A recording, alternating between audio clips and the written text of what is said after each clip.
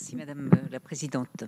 Monsieur le Ministre, la crise que nous rencontrons actuellement n'a qu'un effet multiplicateur. Si autant de Français ont basculé dans la pauvreté ces derniers mois, c'est bien qu'ils se trouvaient déjà dans des situations de fragilité avant même l'apparition de la Covid-19.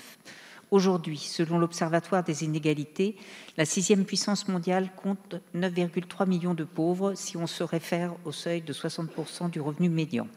Près de 15% de la population vit avec à peine plus de 1 000 euros par mois. Dans ces conditions, comment se nourrir correctement quand il faut payer son loyer ou son prêt, ses factures d'énergie, de téléphone, d'Internet, etc.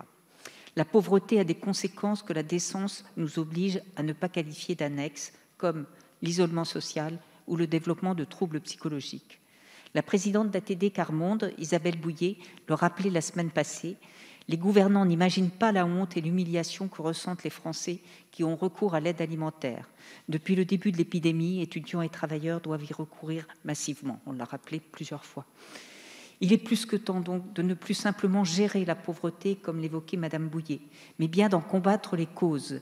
Des dispositifs ambitieux et novateurs sont régulièrement proposés, qu'il s'agisse d'une nouvelle répartition des richesses, de la mise en place d'un revenu universel, de la taxation des revenus financiers ou de la mise en place d'une sécurité sociale pour une alimentation durable.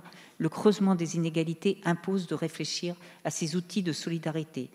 Monsieur le ministre, quel dispositif ambitieux le gouvernement compte-t-il mettre en place pour sortir les millions de Français faisant face à la pauvreté chaque jour et qui seront les prochains touchés par les nouvelles crises économiques, sociales et environnementales à venir? Je vous remercie.